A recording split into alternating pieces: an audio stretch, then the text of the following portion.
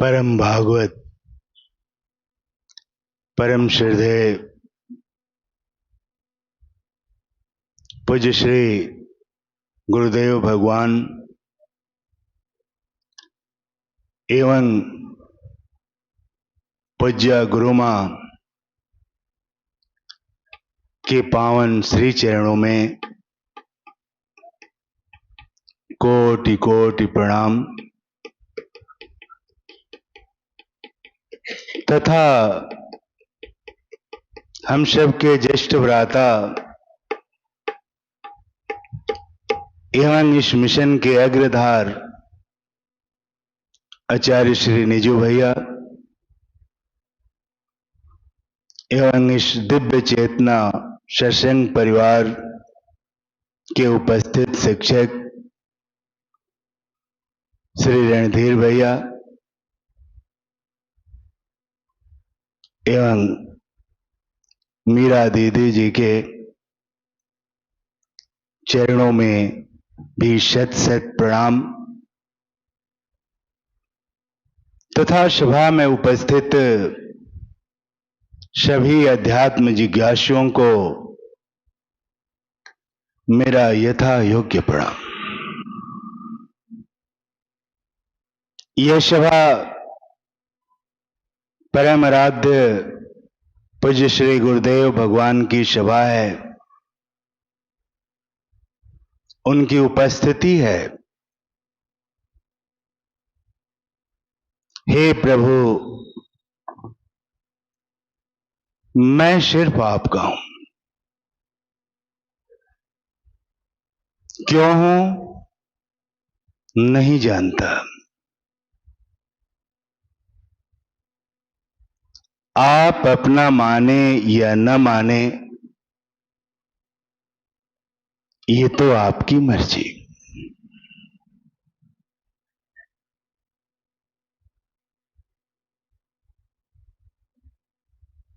नन्हे नन्हे पांव हैं मेरे, ऊंचा अनुभव तेरा, देख कहीं मैं गिर न जाऊं, बाह पकड़ ले मेरा। हे प्रभु, अभी आज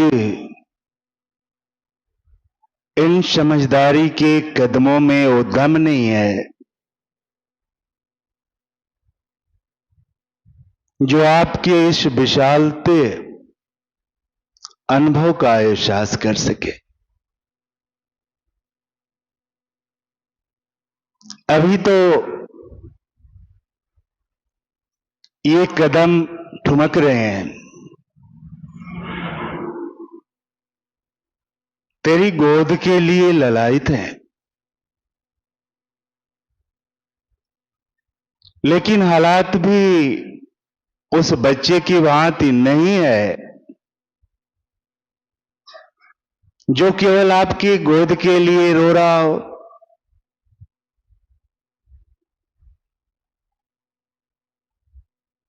एक बच्चा होता है जो केवल मां के गोद के लिए रोता है। मां खिलौना देकर फुसलाती है, चाहती है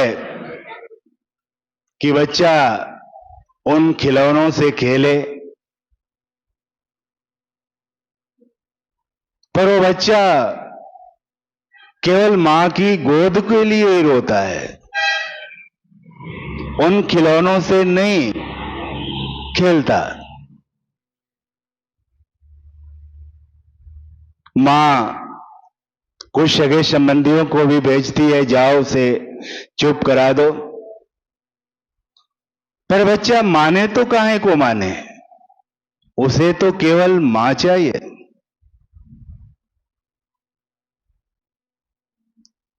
अंत में विवश होकर मां आती है और उस बच्चे को गोद में उठा ही लेती है।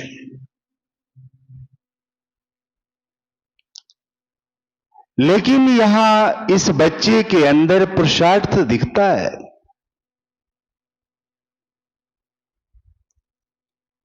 ये मां के खिलौने उसे रोक नहीं पाते हैं, और ये पुरुषार्थ क्यों टिकता है? क्योंकि वो बच्चा इस जन्म का साधक नहीं होता है। उसके प्रारब्ध में साधना जुड़ी होती है, तभी उसे इस संसार की माया, इस संसार के खिलौने लुभा नहीं पाते हैं। और प्रबुद्ध साधक होता है, प्रबुद्ध बच्चा होता है, जो उस मां की माया को नहीं चाहता, केवल मां की गोद को चाहता है। लेकिन हे प्रभु, अरे इस बच्चे की वो हालात नहीं, इस बच्चे की वो प्रारब्ध में दम नहीं जो केवल मां की गोद के लिए रोता हो। इसके अंदर तो खिलौनों से खेलने की भी चाहत है, तेरी गोद को भी चाहता है और तेरे खिलौनों को भी चाहता है। हे प्रभु, ये बालक, ये बच्चा जिसके पांव अभी नादान है, तुझे भी चाहता है और तेरी माया को भी चाहता है। और कहता क्या है कि देखो ना, जैसे नदियां कभी नाले से नहीं कहती कि तू साफ हो जा, तब जाके तुझे मैं अपने में मिलाऊंगी। मां कभी बच्चे से नहीं कहते कि तू साफ हो जा, तब जाके तुझे मैं गोद में उठाऊंगी। तो तू कैसे कह सकते हो कि तू स्वच्छ हो जा, निर्विकार हो जा, निर्विचार हो जा, तब जाके तू मेरी शरण में रहने लायक होगा। हे प्रभु, इस बच्चे की तो हालात ऐसी है जैसे एक बच्चा खिलौनों से खेलता है, समाज के बहुतेरे लोग कहते हैं छोड़ दो, लेकिन छोड़ नहीं पाता है।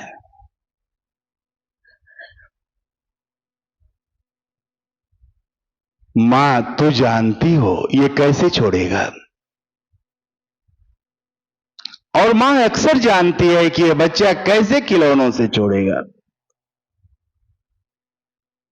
पुचकारती है, बुलाती है, गोद में बैठाती है,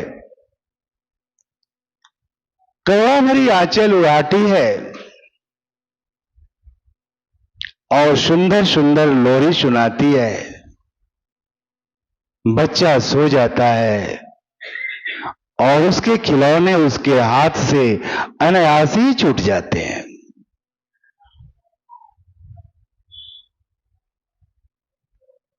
एक खिलौनों से दूर होने का रास्ता यह है, क्योंकि यहां जो बच्चा है खिलौनों से खेलता है और मां की गोद को भी पाता है,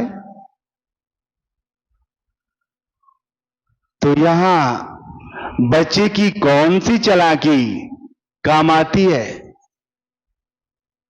तो यहां बच्चे की वही चालाकी काम आती है, वही शरणागति की चालाकी। क्योंकि अक्सर मां के ख्याल बौरा बच्चों पर ही पड़ती है। जो बच्चा कमजोर होता है, जो बच्चा नादान होता है, जो बच्चा दीन होता है, उसी बच्चे पर मां की करुणा भरी निगाहें अधिक पड़ती है। जो बच्चा प्रबुद्ध है, जो बच्चा ज्ञानी है, मां उन बच्चों से बेफिक्र रहती है।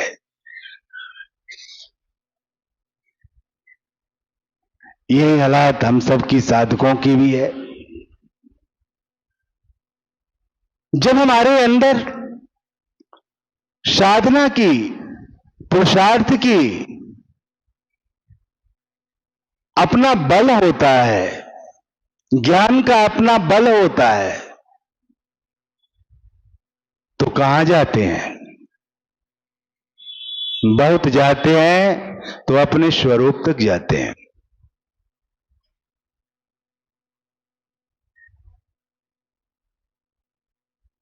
आत्म साक्षात्कार तक जाते हैं, भगवत दर्शन तक जाते हैं। लेकिन शरीर है वहां, फिर हटते हैं। जब हटते हैं तो बिलखते हैं, कहां थे, कहां आ गए।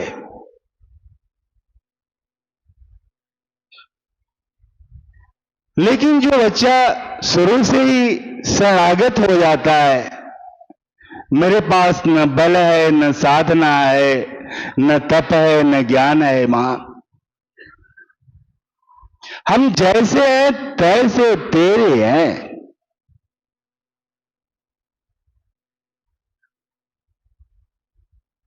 क्या होता है? भाव से भर जाता है, और वही भाव उसे कहां ठहराता है? तो भक्ति में ठहराता है। जहां वो कहने के लिए विवश होता है कि अर्थ न धर्म न काम रुचे, गति न चयो निर्वाण, जन्म जन्म सिया राम पद यह वरदान। वहां से कुछ की चाहत रही नहीं जाती है। वह मात्र यही चाहता है कि हे प्रभु, जहां भी जन्म मिले, मनुष्य मिले या न मिले, पक्षी जोनी मिले, पशु जोनी मिले, किसी जोनी में चाहो भेजो, लेकिन जहां भी भेजो वहां तेरे चरणों की प्रीति मिले, तेरे चरणों की छत्र छाया मिले, और सदैव अपने आराध्य के चरणों में मग्न रहता है। यही होता है भक्तों की हालत। ज्ञानी लोग के अंदर वो भाव नहीं पैदा होता है जिस भाव से उनके अंदर वो भक्ति पैदा हो सके, क्योंकि वहां कुछ होने का जो वो है ना, रोक के रखता है। लेकिन भक्त के अंदर कुछ अहंकार की बोरी नहीं रह जाती है। वो केवल अपने आराध्य के चरणों के अतिरिक्त कुछ देख ही नहीं पाता है।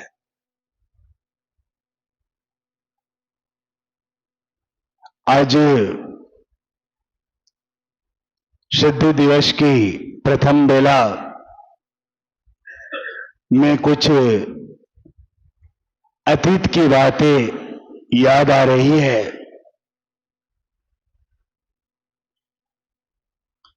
बात उन दिनों की है जब परम आराध्य बक्सर की भूमि में वास करते थे।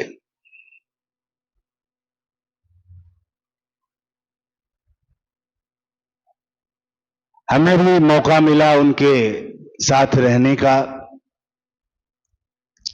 जब भी घर से फुर्सत मिलता था उनके पास पहुंच जाता था। एक बार परम आराध्य एक प्रस्ताव रखे, देखो कुछ जिम्मेवारियां हैं,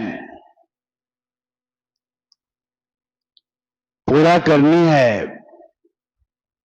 और उस जिम्मेवारी के लिए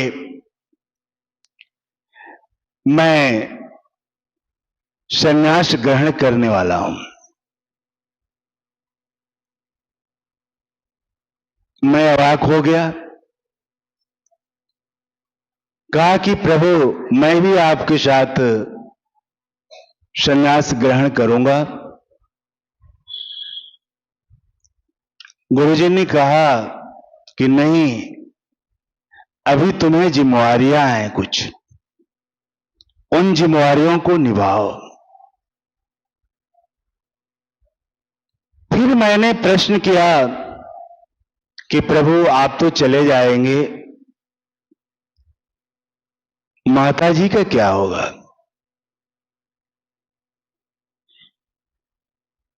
माताजी को भी क्यों न साथ ले लिया जाए?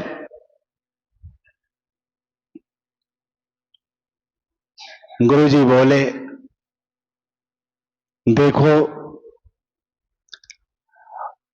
माताजी तुम लोगों के बिना रह नहीं पाएंगी।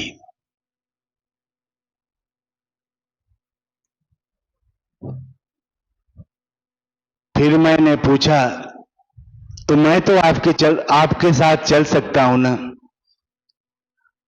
गुरुजी कहे कि नहीं, माताजी की जिम्मेवारी तुम पर सौंप के जा रहा हूं, ख्याल रखना। और देखो, किसी मां का एक पुत्र होता है तो मां कितना खुश होती है। तेरी मां के पास तो हजारों पुत्र हैं,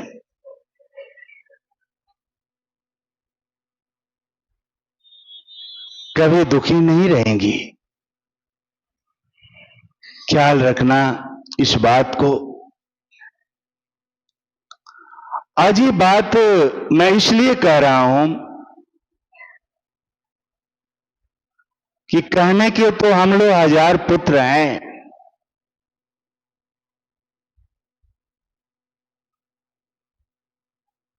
पर अपने हृदय पर हाथ रख के पूछें,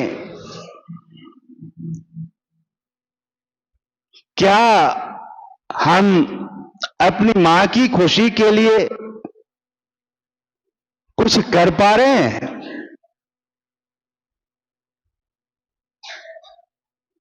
क्या सोच पा रहे हैं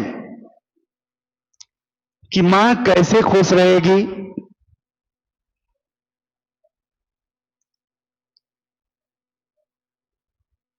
हृदय पर हाथ रख के सच्चाई से पूछें, क्या मां अपना गुणगान सुन के प्रसन्न रहेंगी?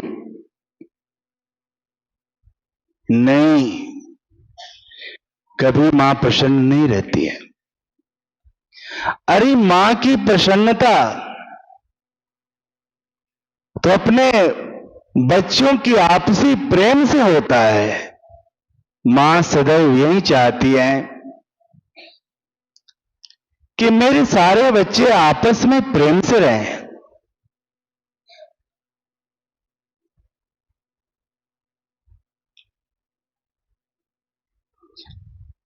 मां तभी प्रसन्न रहती है। वो गुरु जी की बात आज याद पड़ती है कि तेरे मां की तो हजारों पुत्र हैं, कभी किसी चीज का दुख नहीं होगा। लेकिन आज देखने में मिलता है कि हजारों पुत्र क्या वो मां को खुशी दे रहे हैं? जिस खुशी के लिए मां तरसती रहती है, हर मां तरसती है कि मेरी हर संतान आपस में प्रेम से रहे।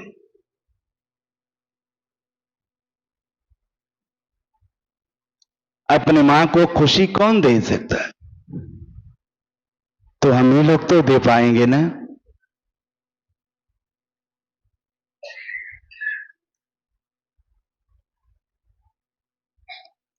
यही तो हम लोगों का धर्म होना चाहिए, यही तो हम लोगों का पुरुषार्थ भी होना चाहिए कि हम लोगों की वजह से परम आराध्य के लगाए हुए इस बगिया का एक भी पुष्प मुरझाने न पाए। क्या इस पर हम खरा उतर रहे हैं? निरीक्षण करने का यह विषय है,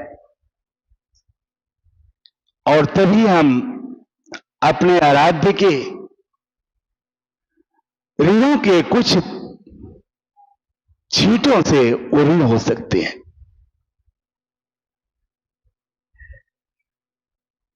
आज हम उन श्रद्धेय आदरणीय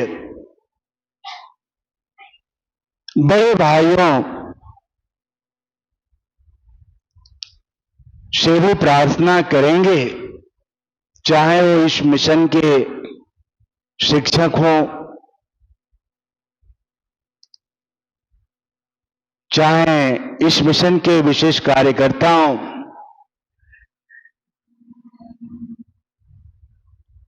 उनसे यही प्रार्थना करेंगे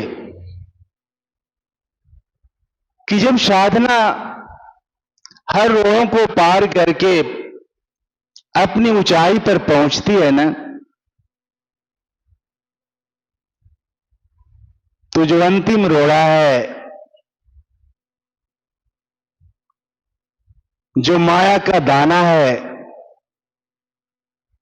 मान सम्मान का दाना, वो हर साधक को पकड़ लेता है। जो बाहरी मान सम्मान का जो दाना है, माया का जो अंतिम दाना है,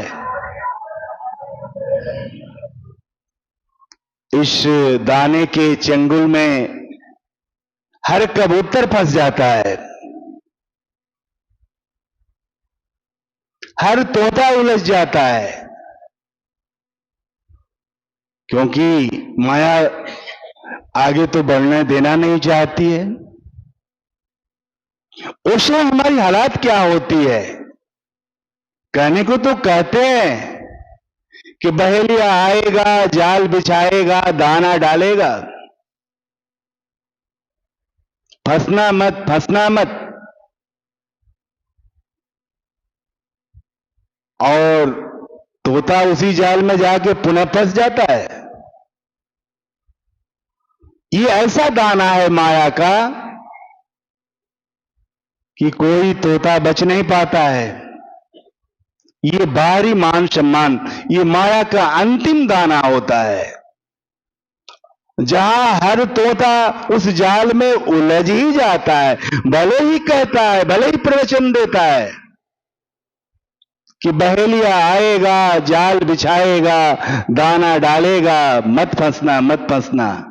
बहेलिया भी दुखी हो जाता है, माया भी दुखी हो जाती है कि अब ये प्रबुद्ध हो गया है, ये साधक अब प्रबुद्ध हो गया है, मेरे दाने में नहीं फंस लेगा, मेरे मान सम्मान के उलझन में नहीं उलझेगा। लेकिन काहे को? भले ही प्रवचन देता है कि अंतिम दाना होता है माया का मान सम्मान, और उसमें उलझ जाता है। इस अंतिम दाने से बचने का क्या साधन है? तो परम आराध्य कहते हैं, एक तो महत्वपूर्ण जो साधन है वो है परम आराध्य के चरणों की शरणागति। और जो ज्ञानी अगर साधक है तो उसके लिए अपने अंतर के क्षमा भाव को और बढ़ाने, अपने अंतर के क्षमा भाव को और बढ़ाएं, तब जाके इस माया के अंतिम दाने से हम बच पाएंगे। यही संदेश परम आराध्य पूज्य गुरु महाराज साहब कहा करते थे। आज उन्हीं का दरबार लगा हुआ है, उनकी उपस्थिति है। उन्हीं की स्थूल एवं सूक्ष्म प्रतिमूर्ति परम श्रद्धेय पूज्य माता जी की भी उपस्थिति है। माता जी के चरणों में यही प्रार्थना है, हे मां, हम सब अबोध हैं, अज्ञानी हैं, हम सब जानते हैं कि हम सब के कर्म आपको दुखी कर रहे हो, लेकिन इन कर्मों को सुधारने का काम आप ही कर सकती हो, क्योंकि हम अपने प्रारब्ध के अधीन हैं। चाहकर भी तेरे अनुसार चल नहीं पाते हैं। चाहते हैं कि तुझे खुशी दें, लेकिन अधीन है उन विकारों के, अधीन है अपने प्रारब्ध पाप कर्मों के। हे मां, करुणा करके तो अपनी करुणा की नजर सदैव बनाए रखना, हमारे गुनाहों पर नजर न रखना, क्योंकि हमारे कर्म तुझे दुख दे सकते हैं, लेकिन तेरा विरध है कृपा करना। ऐसी कृपा करना मां कि एक दिन इससे ये सारे बुरे कर्म भी छूट जाए, ऐसे ही कर्म होना शुरू हो जाए जिससे आपको खुशी मिलना शुरू हो जाए। ऐसे प्रार्थना के साथ तेरे चरणों में कोटि कोटि प्रणाम करते हैं मां। साथ ही अपने ज्येष्ठ भ्राता और इस मिशन के अग्रदार श्रद्धेय भैया जी के भी चरणों में कोटि कोटि प्रणाम करते हैं। ओम शांति।